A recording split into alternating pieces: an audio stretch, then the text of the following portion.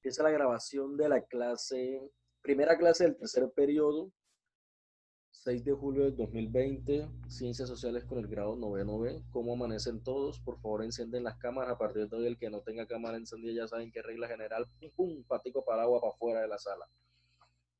¿Listo? Entonces, chicos, les voy a decir un Profesor, poco. yo no Carolina. puedo prender la cámara porque se me cae el internet. Ay, Dios, y la boca no se te cae. Miren, ya les dijeron quiénes perdieron, ¿verdad? A no pelear con nadie, ya. Listo. Ustedes saben que yo no peleo. Yo estoy más contento y eso que estoy un poquito bravo porque se me quedaron un poquito. Entonces, chicos, ¿qué hay que hacer? Bueno, ustedes saben que no hay pelea. Si se quedaron es porque saben que no entregaron cosas. Aún cuando me rajé la boca diciendo no subieron, porque yo revisé, fue ayer el drive, imagínense. Ayer fue que revisé el drive y si ayer ya no encontré nada, bueno, lo siento mucho, no se esmeraron. Eh, Son muchas noticas en uno. Entonces, mi invitación para esas personas que son 2, 3, 4, 5, 6, 7, 8 personas es que con el profesor Iván es súper fácil ganar y si no ganan con él, me imagino cómo estarán con el resto de los profesores. Entonces vamos a esperarnos un poquito más, vamos a mirar a ver cómo desatrasamos. Tienen que recuperarme esto con lo que no han entregado, obviamente. En esa medida se recupera. Si quieren empezarlo a hacer desde ya lo puedo empezar a recibir, pero deben hacerlo y debe ser de su interés, no del mío. El tercer periodo académico. Les comento cómo va a estar de Buen sabroso. día, profesor. Buenos días. Les comento cómo va a estar de sabroso este tercer periodo académico, porque en él vamos a tener un numerito chévere de componentes, ¿cierto? ¿Y ese número es? Y el primero que vamos a estar trabajando, vamos a estar metiéndonos un poco con la historia de Colombia, como les estaba comentando el periodo pasado.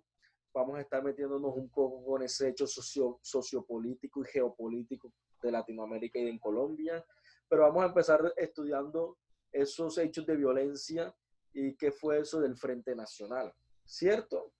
Entonces, chicos, eh, nosotros veníamos atravesando todo un componente que nos traía un primer periodo en el que mirábamos un mundo un poco atrasado, un mundo que giraba en torno a la adquisición de poder por medio de la ocupación territorial, por medio de la implementación de armas, y ahí estamos hablando entonces de Primera Guerra Mundial. Después empezamos un segundo componente. Bueno, en el primer periodo todavía estábamos mirando a ver cómo el mundo se pensaba eso de la colonización y la descolonización. Estábamos mirando un poco cómo se empezaron los hechos imperialistas, cómo empezaron a buscar por el mundo muchas fuentes de riqueza y de subsistencia y de poder. Ya empezamos un segundo periodo, una segunda unidad, entonces, donde ya veníamos a analizar después de ese pensamiento un poco retrógrado y atrasado de esa época, ¿cierto? Que nos llevó a hechos de guerra, cómo se terminó solucionando la Primera Guerra Mundial y cómo eso desemboca entonces en un acontecimiento mucho más grande, donde ya empezamos a ver una serie de innovaciones tecnológicas, armamentísticas, y empezamos a ver unas pequeñas transformaciones en la Segunda Guerra Mundial.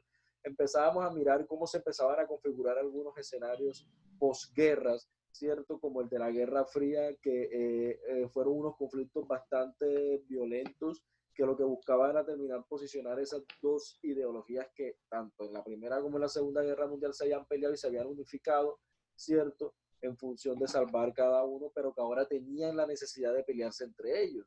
Y a ese proceso se le llamó la Guerra Fría, pero también entendimos en ese segundo componente cuando se dijo que se acababa la Guerra Fría y era posterior a la caída primero de la postura del comunismo frente, como ejemplo la URSS, ¿cierto? Pero también con todo lo que tras de ella se vino abajo, como la caída del muro de Berlín, como las distensiones sobre todo en algunos países que habían sido divididos como Vietnam, como Corea, pero teniendo algunas indicaciones que nos dicen que por lo menos para el caso de Corea todavía se mantiene vivo el conflicto. Eso estuvimos analizando de manera muy global y estuvimos metiéndonos después al hecho de Guerra Fría en Latinoamérica y estuvimos estudiando un poquito de eso por ahí, ¿cierto? ¿Qué va a suceder ahora? Ahora vamos a aterrizar, ya vamos a dejar de mirar un poco el mundo y el panorama mundial para mirar a ver entonces ¿Qué pasaba, sobre todo en algunos años que empiezan a medirse desde la Guerra Fría y cómo eso empieza de manera directa a afectar en América Latina y sobre todo en Colombia? Para poder hablar del Frente Nacional, yo les voy a pedir a todos ustedes que vayamos al libro, en la página, los que lo tienen, donde está el Frente Nacional. Los que no en la plataforma también lo encuentran. Búsquense ahí en el índice Frente Nacional. Ahí me parece que es la página 137, pero yo no sé si coincida con el de ustedes. Sí, es esa. Para poder hablar del Frente Nacional, chicos, es necesario entender un conceptico mucho más atrás. Primero vamos a dejar el Frente Nacional a un lado, busquen el libro, sí, pero dejémoslo ahí un momento, y hablemos de Colombia. ¿Qué fue Colombia? ¿Cómo se constituye Colombia? Y sobre todo, ¿hacia dónde vamos? Y aquí vamos a recordar mucho las primeras clases que tuvimos por allá en grado quinto, en grado cuarto, ¿cierto? Ahí vamos a empezar a recordar todo y vamos a empezar a participar en esa misma medida. Resulta y pasa de que Colombia se constituye bajo un ¿qué? Bajo un virreinato. ¿Qué quería decir? El rey cogía, yo era el rey y decía, Alejandro, coge un barco y te me vas para allá, para Morindó. Y vas a coger y vas a gobernar a toda la gente de Morindó. Y allá vas a gobernar en mi nombre.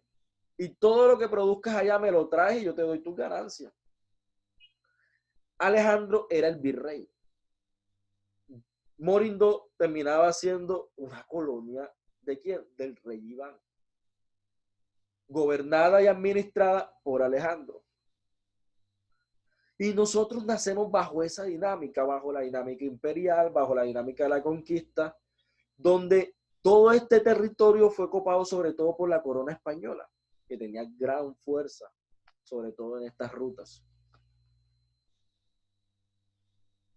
Eso nos llevó ¿a dónde? Obviamente, a que se dieran los mismos procesos que casi en todas las partes donde hubo colonización.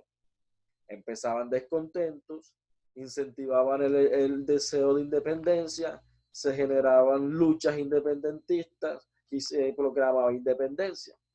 Así sucedió en muchas partes que fueron colonizadas por el imperio inglés, por el imperio español, y nosotros no fuimos la excepción, con algunas características, y era que nosotros teníamos aquí unos distinguidos personajes que de cierta manera cambiaban un poco el rumbo y la historia frente a otras partes. ¿Qué sucede? En ese entonces, y estamos hablando de 1810, ¿cierto? Cuando se gesta la independencia de Colombia, ¿qué sucede? Aquí en Sudamérica se intentó un proceso muy parecido al que hoy en día tiene como potencia Estados Unidos. Y es que Estados Unidos unificó diferentes estados, agremió y por eso se hizo más grande, más fuerte económicamente y militar. Porque eran muchos estados que se unen. Aquí se intenta construir un proceso parecido que es el de la ¿qué? El de la Gran Colombia. ¿Y qué era la Gran Colombia? Eran varios países unidos. No, profe. Pero ¿qué era la Gran Colombia como tal? ¿Quién me dice?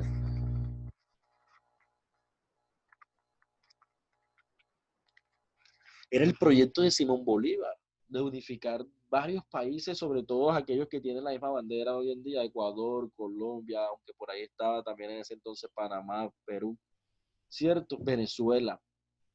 Ese era el proyecto de la Gran Colombia. Pero el imperio de la Nueva Granada en ese momento eso no le interesaba, eso era darle mucha fuerza a este territorio. Y desde entonces, ¿cierto? Se crearon unas castas políticas en el país. Aquellos que siempre estuvieron en la pelea por los menos desfavorecidos y aquellos que siempre estuvieron en el poder, incluso que lo heredan de la corona, porque cuando la corona se va de aquí huyendo, quienes quedan aquí son los más poderosos gobernando. Y hasta un cierto tiempo después, ellos no quitan las prácticas de esclavitud, de explotación al trabajador, de dominio de las tierras. Esos son muchos años después de que los españoles se van, que ellos logran entender que también había necesidad de buscar eso. Por lo tanto, nuestro país, nos estamos durmiendo. Estoy haciendo esta abreboca para poder entrar al tema porque si no, no lo vamos a entender. Melanie, no te me estires tanto porque me da sueño a mí también.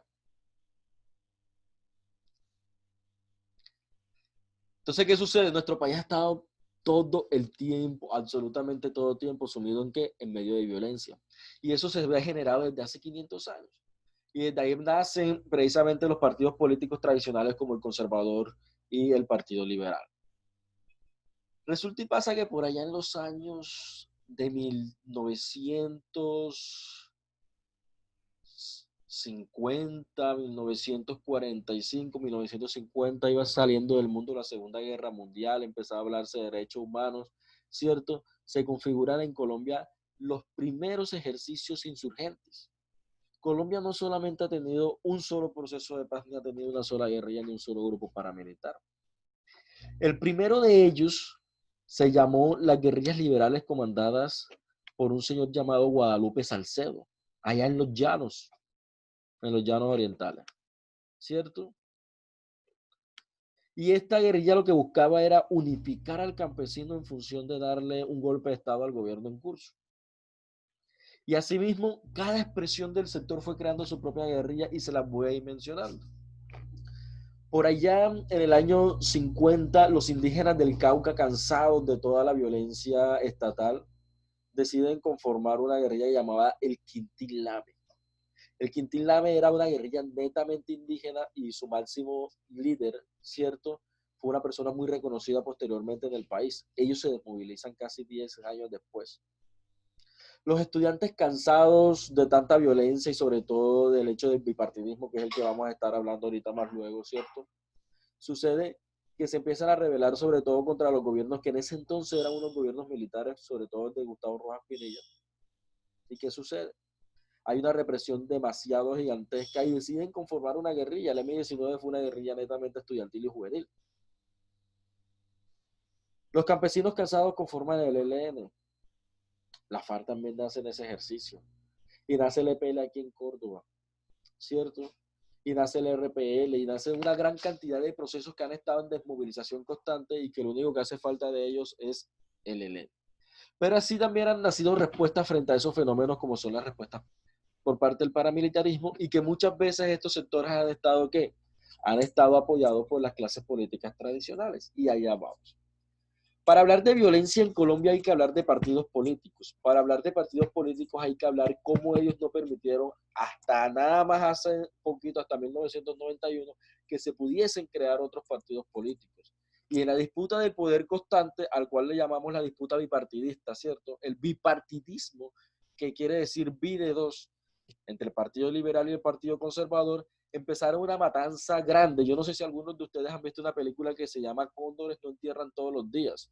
A veces la daban por Señal Colombia, a veces la daban por Caracol, que es una película que nos muestra cómo cuando se encontraba en el mando un partido, ¿cierto?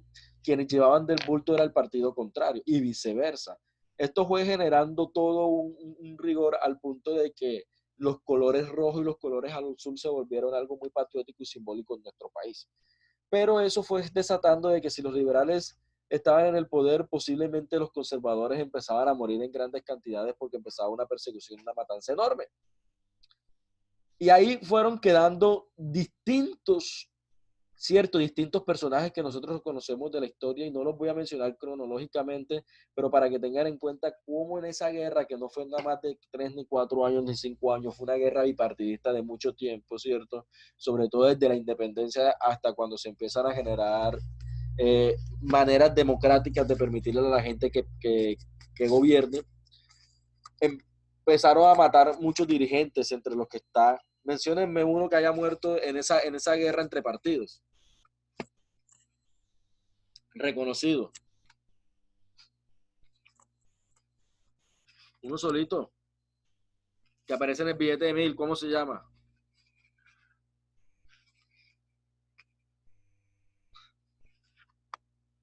Nada. Ustedes nunca han escuchado la historia de Gaitán. Nunca. Ustedes no saben quién es el señorcito que aparece en el billete de 1000.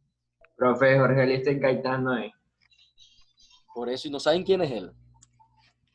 Él llegó a ser presidente, no, pues, no me acuerdo bien. Era un caudillo liberal que en su época había logrado, además de ser abogado y periodista, había logrado mover mucho a las masas. Y era el posible próximo presidente del país. Este fue asesinado y se dice que gracias al asesinato de Jorge Eliezer Gaitán se conforman muchas guerrillas en el país, porque había muchas posiciones, sobre todo los comunistas, los anarquistas del país, que estaban a favor de un cambio y que estaban apostando a la Gaitán. Pero no solamente a Gaitán, mucho más acá, más un tiempo más cercano a nuestro, matan a Galán, ¿cierto? Y también matan a un gran número de personajes también del otro lado opositor. ¿Cómo solucionar la violencia? Si David gobierna, va a matar a Berrío, y si Berrío gobierna, va a matar a toda la gente de David. Entonces el pueblo se preguntaba, ¿cómo vamos a gobernar? ¿Qué va a pasar? ¿Cómo vamos a solucionar eso? ¿Cierto? Y aparece entonces la idea de conformar un frente donde se pudiese dar turno al poder. O sea, que no me voy yo con las armas a tomar el poder todo el tiempo que pueda, sino que yo gobierno un tiempo, después se lo cedo a María José, después se lo cedo a Alejandra, después se lo cedo a Sofía, pero eso teniendo en cuenta unas posiciones partidarias. En la página 137 hay una lecturita que yo quiero que ustedes vayan a seguir conmigo. Y dice, ¿qué fue el Frente Nacional? Y nos dice lo siguiente. El Frente Nacional, como ocurre al final de todas las guerras, sobre los campos todavía humeantes de la violencia, se firmó un pacto. Y ese pacto fue llamado el Frente Nacional, por lo cual dos partidos irreconciliables, ya les había explicado por qué irreconciliables, están desde antiguas épocas peleándose, ¿cierto? Se convertían en un solo con dos colores y una misma ideología. Además de eso, se repartirían el poder durante ¿cuánto? 20 años. ¿Cuánto duró el Frente Nacional? Primer dato, 20 años. ¿Cuántos gobiernos? 4 gobiernos. ¿Gobiernos de cuánto tiempo? De 4 años cada uno. ¿Cierto? En nombre del bipartidismo, ya saben que todo lo que aparezca con la palabra bi quiere decir de dos. Dos o du. ¿Cierto? Dúo, bio, bi. El nombre de bipartidismo, disculpen, en nombre del bipartidismo, el pueblo se había hecho la guerra a sí mismo. Ahora, se sucedía en el poder precisamente los representantes de la vieja clase dirigente que habían sido la principal promotora de la violencia. Así se consumó la tercera fase de aquella implacable contrarrevolución. El liberalismo y el conservatismo no tendrían problemas para compartir el poder, y las reformas que Gaitán había prometido podían posponerse hasta el final del mundo. Resulta y pasa que este texto nos lleva a pensarnos en algo. Dos partidos distintos, una misma ideología, un mismo partido conformado después, eso es como algo complicado. Pero nos lleva a pensarnos, ¿y será que en ese tiempo todo el mundo era liberal y todo el mundo era conservador? Pregunto, ¿en ese tiempo todo el mundo era liberal y todo el mundo era conservador? Profe, pues yo pienso que sí, o sea, eran las únicas dos que existían. Pues claro que me imagino que alguien pensaba como rebelarse. Si bien el Partido Liberal en sus inicios nace como un partido revolucionario, cierto, era un partido de la gente menos pobre, termina convirtiéndose también en un partido tradicional. Sin embargo, eran los partidos tradicionales y reconocidos, pero no eran las únicas tendencias políticas, ya que habían socialistas, ya que habían progresistas, ya que habían comunistas, ya que habían anarquistas, ya que habían personas socialdemócratas, ya que habían personas que le procuraban a otros tipos de tendencias, pero que no se terminaban recogiendo en eso, y eran los que terminaban conformando más adelante las guerrillas. Eran gente que no estaban ni con los liberales ni con los conservadores, y terminaban entonces conformando unas milicias armadas en función de derrotar precisamente lo que ellos llaman el sistema, que es donde todos ellos se meten, ¿cierto? Eh, Aleja, léeme eso de los antecedentes, por favor.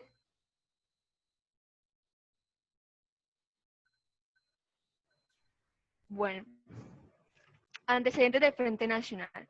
Hacia el año 1956, el gobierno de Gustavo Rojas Pinilla enfrentaba problemas graves, una crisis económica, una férrea oposición, tensión con los líderes del Partido Conservador Laureano Gómez y liberal Alberto Lleras Camargo, el paro nacional del 7 de mayo del año 1957, una extrema represión y un descontento general. Fue en ese contexto en el que se gestó el proyecto político conocido como Frente Nacional. Ustedes recuerdan muy bien Sigo, que profe. ustedes recuerdan bien que yo les hablaba que cuando la Segunda Guerra Mundial iba acabando, Estados Unidos y a inicios de la Guerra Fría preparándose para esa pelea que ya iba a tener ya directamente con la URSS, todavía no se había caído la URSS, empieza a preparar sobre todo a los militares y a los diferentes presidentes de Latinoamérica. Yo le recuerdan que yo les dije en una casa que se llamaba Escuela Las Américas, recuerdan muy bien, ¿verdad? Esa Escuela de las Américas, para cuando tengan, lo averigüen que fue la Escuela de las Américas, lo que buscaba era instruir y educar a los presidentes y a los generales de Latinoamérica en función de defender el neoliberalismo y la política de los Estados Unidos. De cierta manera, a eso le llamaron los procesos de apertura económica, a eso le llamaron los procesos de globalización, a eso le llamaron los procesos de modernización, empezaron los préstamos por parte de los Estados Unidos, las deudas externas por parte de los países latinoamericanos. Pero como resultado de eso, en Colombia llega Rojas Pinilla, ¿cierto? ¿Qué sucede? Rojas Pinilla, si bien logra avanzar socialmente en algunos aspectos como la educación, es el creador del SENA y muchas otras cosas, ¿cierto? Le toca soportar una serie de enfrentamientos, sobre todo de la población civil que estaba, ¿qué? Partidos políticos tradicionales que no estaban de acuerdo con, ¿qué? Con una dictadura militar, empiezan a hacerle el juego político, empiezan a crear un paro nacional, empiezan a crearse unas revueltas. En ese momento la industria férrea, la de los ferrocarriles, era muy grande y se para también. ¿Y qué sucede? Se propone la construcción de un pacto para generar la violencia y se propone tumbar al general. Juliana, ¿tienes cuál libro? ¿Quién tiene el libro? Yo, Juan, por favor, Constitución del Pacto. aquí. Leo todos los 4 incisos. Por favor. Ok. Constitución del Pacto. Primero, Laureano Gómez y Alberto Lleras Camargo. Esto que ya nos están diciendo aquí es la forma organizada de cómo sucedió eso para que lo tengamos en cuenta. Por eso quería que sea así en forma de lectura para que podamos ir haciendo. Dale. Constitución del Pacto. Número 1. Laureano Gómez y Alberto Lleras Camargo se reunieron en el año 1956 en España para establecer la política a seguir después de la dictadura y crear un pacto entre los dos partidos. Número 2. El pacto de Benidorm recibió el apoyo del movimiento Frente Civil, movimiento de oposición que fue creado en 1955, del cual formaban parte las principales fuerzas políticas y sociales del país, y cuyo candidato a la presidencia era Guillermo León Valencia. Tercero, Rojas Pinilla convocó una Asamblea Nacional Constituyente integrada en su mayoría por sus seguidores y se declaró presidente para el periodo 1958 a 1962. El descontento desencadenó fuertes protestas. Número 4. Tras varios días de revueltas, altos mandos del ejército le solicitaron a Rojas Pinilla que renunciara. El 10 de mayo de 1957, el general renunció y el país fue gobernado por una junta militar que mantuvo el poder hasta convocar elecciones democráticas. Listo. Ahí como para ir entendiendo un poco lo que va sucediendo. Y si nos vamos a la siguiente hojita, ¿cierto? La que continúa, nos vamos a dar cuenta con que hay unas alternancias frente a quienes gobiernan primero, cómo se da, pero sobre todo nos damos cuenta que hay unos movimientos políticos que les decía ahorita rato que no se presentaban aquí, que terminaban siendo oposición y terminaban convirtiéndose en guerrillas más adelante. el MRL o Movimiento Revolucionario Liberal, la ANAPO, ¿cierto? Que termina conformando después incluso todo el sistema de Unión Patriótica, el Frente Unido, que termina después vinculándose a las guerrillas de FARC. Entonces, ¿cómo se realiza o qué hay dentro del pacto? Primero, la fundación del Instituto Colombiano de Bienestar Familiar aparece dentro del pacto. Aparece la promoción de una reforma agraria. Se habla por primera vez de una reforma agraria para el país. Hay una reforma a la Constitución de 1886 y con esto empiezan a constituirse todos los escenarios que después da apertura a la de 1991. Construcción de escuelas, hospitales y créditos campesinos. ¿Y qué limitaciones tuvo el Frente Nacional? Exclusión de otras fuerzas y movimientos sociales, como les decía. Esto lo que generó fue violencia. El Frente Nacional no resolvió la violencia, la aumentó, agudizó la violencia en el país. Eso tiene que quedar claro. Aumentó la crisis económica, devaluó la moneda, porque un país en guerra devalúa su moneda. Hubo o existieron huelgas constantes, sobre todo en la época de los 70s, y el gobierno era un gobierno sin apoyo popular. ¿Cierto? Dice, el Frente Nacional coincidió con el influjo de ideas de la Revolución Cubana, con la declaración del Partido Comunista como ilegal, la pobreza, la ausencia de la democracia y la exclusión política durante el pacto político entre el Partido Liberal y el Conservador. Aparecieron grupos que optaron por la insurrección armada para derrotar al ejército e instaurar un régimen como la participación popular. Aparecieron la FARC, aparecieron guerrillas liberales que se movilizaron en el 64, el ELN, el Ejército de Liberación Nacional, surgió el M-19, surgieron el EPN y surgieron algunas de estas propuestas insurgentes en medio de algo que conocemos como la violencia política. Entonces, entender el Frente Nacional, en resumidas cuentas, es entender cómo el resultado de la violencia en nuestro país que se desató frente a la disputa ideológica y de poder que existía inicialmente entre dos partidos, pero que más adelante se entendió que también era por la falta de oportunidades democráticas y de participación de otras expresiones que no eran ni liberales ni conservadoras, que también pedían ser escuchadas, y que terminan constituyendo un pacto, sobre todo para alternar el poder entre liberales y conservadores, pero esto termina agudizando cada vez más el problema, sencillamente porque aquellos que no se sentían representados sentían que todavía seguían siendo pisoteados y se generan toda una serie de inconvenientes y eventos. ¿Qué va a suceder? Son las 8:10, termina el primer momento, el segundo momento asincrónico, en el cual les recuerdo, yo voy a estar conectado, cualquier duda que tengan pueden conectarse para poder satisfacer las preguntas. Entonces vamos a resolver ese mismo ejercicio que está ahí desde la prueba, desde donde dice, aquí hay una pregunta, ¿la ven? Dice, ¿qué hechos justifican el origen de los grupos guerrilleros? Yo necesito que esto lo contesten. Necesito que contesten esta pregunta clave con su justificación y que contestemos el taller que está en la página 139 y 140, hasta donde dice competencias ciudadanas abajo, porque es que hay gente que me envía nada más la pregunta 1, 2, 3 y listo. No, el taller es completo. El taller, les estoy diciendo, empieza en la página 138 y el taller termina en la página 140.